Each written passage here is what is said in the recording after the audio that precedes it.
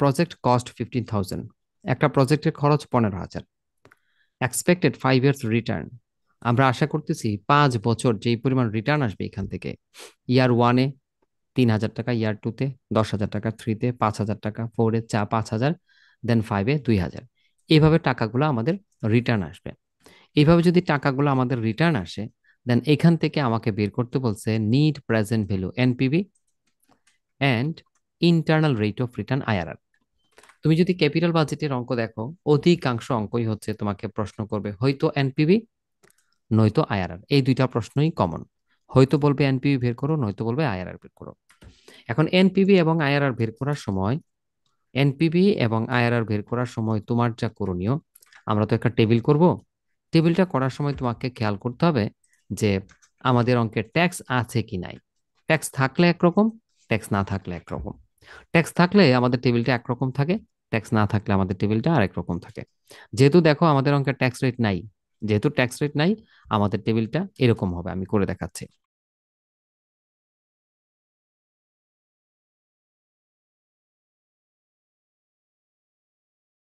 টাকাগুলো বসায় ফেলি আমি। 3,000,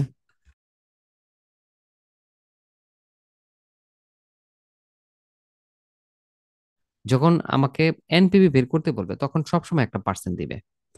তো আমরা এই পার্সেন্টটা লিখে নিলাম, নিট প্রেজেন্ট ভ্যালু এট 10%। 10% তুমি এটার ঘরে লিখো, প্রথমটার ঘরে 10% লিখো। এখন তুমি বলতে পারো যদি প্রশ্নে 10% না দেয়, না দিলে ফার্স্ট ট্রায়ালটা তুমি 10% দিয়ে করবা। 10 দিয়ে করলে হয়, 15 দিয়ে করলে হয়, 20 দিয়ে করলে হয়। তবে তোমাকে যদি কখনো পার্সেন্ট না দেয়, তুমি ফার্স্ট ট্রায়ালটা 10% দিয়ে করে নেবা, এটা ফর্মুলা। তোমার মনে আছে আমরা ফ্যাক্টর কিভাবে বের করি? ফ্যাক্টর বের করার একটা সংক্ষিপ্ত রুল আমি বলেছিলাম, 1/1, এটা আমাদের মূল ফর্মুলা। 10% তো, এই জন্য 0.10। দেখো তো উত্তর কত আসে। উত্তর হয় 0.909। এটা বসাও তুমি এখানে, 0.909। দেন এই 909কে তুমি আবার ভাগ করবা, এই আবার ভাগ করবা 1.10 দিয়ে। দেখো কত আসে, 826। জি, পয়েন্ট 86 পয়েন্ট। 826, 0.751,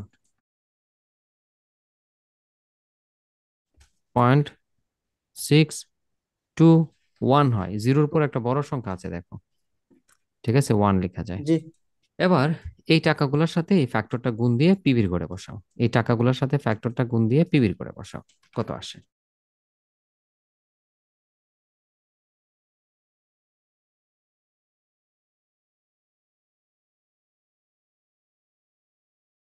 আমরা এখন যে আনসারটা বের করছি এই সবগুলো টাকা যোগ করো, এটাকে বলা হয় টোটাল পিবি, টিপিবি। ঠিক আছে, এই 19,394। এখন এই টাকাটা দেখে তোমাকে ডিসিশন নিতে হবে। যদি আমাদের আনসারটা বেশি হয়ে যায়, আমাকে আরেকটা ট্রায়াল করতে হবে যেন ছোট হয়। আর যদি এটা কম আসে, দেন আরেকটা ট্রায়াল করতে হবে যেন বড় হয়। এই ব্যাপারটা খেয়াল রাখলেই আইআরআর বের করা সম্ভব। আমি আবার বলছি, আমরা যখন এনপিবি পিবির ঘরটা যোগ করব, পিবির কলামটা যোগ করার পর আনসারটা দেখবো আমাদের অরিজিনাল টাকার সাথে কম নাকি বেশি। অরিজিনাল টাকা ছিল 15, আর এটা হয়ে গেছে 19। বেশি হয়েছে না ভাই? বেশি হয়ে গেছে আমাদের টাকাটা। তো আমাদের টাকাটা যেহেতু বেশি, আমাদেরকে এখন আরেকটা টাকা বের করতে হবে এর চাইতে যেন কম আসে, এর চাইতে যেন কম আসে মানে ছোট হয়। তো পার্সেন্ট বাড়াইলে পরে টাকা কমে। এই পার্সেন্টটা 10% দিয়ে করেছি, তো টাকা 19,000 হয়েছে। এটা যদি 15% দেয়, 19 থেকে আরেকটু কমবে, যদি 20% দেয় আরো কমবে। তো আমরা আসলে কত পার্সেন্ট দিলে যে 15,000-এর নিচে আসবে এটা আমরা জানি না। তবে আইডিয়া করে, যেহেতু এটা 10 ছিল, আমরা আরেকটু বাড়িয়ে দিই।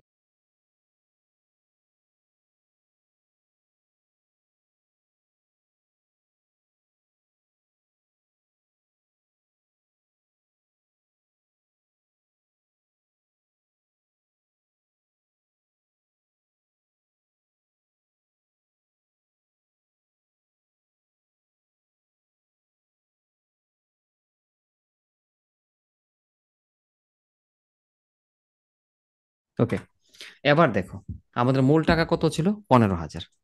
মূল টাকা ছিল 15,000, আমরা একটা পার্সেন্ট বের করেছি। মূল টাকা ছিল 15,000, আমরা একটা পার্সেন্ট বের করেছি 10% দিয়ে বের করেছি পিবি 19,000, আর 25% দিয়ে পিবি বের করেছি 14,000। একটা আমাদের এই 15,000 থেকে যদি একটা বড় হয় এবং একটা ছোট হয়, তবেই কেবল আইআরআর বের করা সম্ভব। তবেই কেবল আইআরআর বের করা সম্ভব, অন্যথায় আইআরআর বের করা যাবে না। তাহলে আশা, আমাদের প্রশ্ন ছিল দুটি, আমরা দুটি প্রশ্নের উত্তর দেই। প্রথম প্রশ্ন,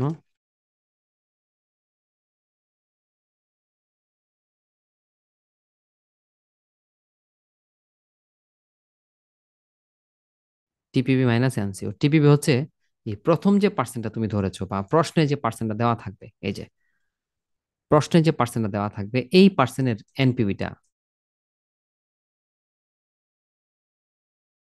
মাইনাস এনসি হচ্ছে এই যে প্রশ্নের অরিজিনাল টাকাটা 15,000। আইআরআর এর সূত্র হচ্ছে A plus C by C minus D into B minus A. সেক্ষেত্রে আমার করণীয় হচ্ছে এ কি। দেখো, তুমি দুইটা রেট দিয়ে কাজ করছো, একটা 10%, একটা 25%। এ হচ্ছে লোয়ার রেট, তার মানে কোনটা? 10%, 0.10। আমরা দ্বিতীয়টা কাজ করছি 25% দিয়ে, 25%। সি, সি হচ্ছে পজিটিভ এনপিভি। পজিটিভ এনপিভি হয় বড় যে টাকাটা, আমাদের আমাদের আনসার কিন্তু পিবি একটা হচ্ছে ছোট, একটা হচ্ছে বড়। দেখো, পিবি একটা ছোট, একটা বড়। আমাদের যে বড় টাকাটা, এই টাকাটা থেকে 19,394 থেকে যদি আমি 15,000 বাদ দিই, যে টাকাটা থাকবে 4,394, 4,394, এই টাকাটা কিন্তু প্লাসের। দেখো, এটাকে বলা হয় পজিটিভ এনপিভি। সেম ডি হচ্ছে negative NPV. Negative NPV, negative NPV হচ্ছে ছোট যে টাকাটা ছিল, এই ছোট টাকাটা থেকে 14,070 থেকে 15,000 বাদ দিব। বাদ দিলে দেখো আনসারটা মাইনাসের আসে। এটাকে বলা হয় নেগেটিভ এনপিভি। মাইনাসের কত আসে একটু দেখো তো। 930। 930, 930। এ হচ্ছে 10.10। সি, সি হচ্ছে 4,900 সামথিং। সি সেম 4,900 এখানে বসাও। আরেকটা ব্যাপার, এই যে মাইনাস ডির মান কিন্তু মাইনাসের 930। তো দুইটা মাইনাস হয়, আমি একসাথে দুইটা বাদ দিয়ে একসাথে প্লাস দিয়ে দিব আমি। এখানে দুইটা মাইনাস থাকে, হ্যাঁ। ডির আগে এখানে একটা মাইনাস আছে, আর ডির মান নিজেও মাইনাসের। তো দুইটা মাইনাস একসাথে প্লাস করে দিয়ে দেওয়া যায়। আমি এইটাকে এই দুইটার যোগফল দিয়ে ভাগ করে ফেলবো, মানে জাস্ট এই জায়গাটা ক্যালকুলেশন করে আমি বলি কত হয়। আর ব্র্যাকেটের এই অংশটা বিয়োগ করে দেখি কত হয়।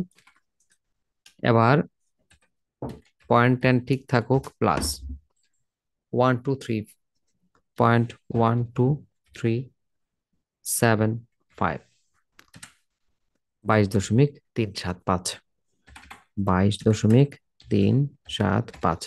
এই হচ্ছে আমাদের আইআরআর, এবং খুবই ইম্পর্টেন্ট তোমার পরীক্ষার জন্য।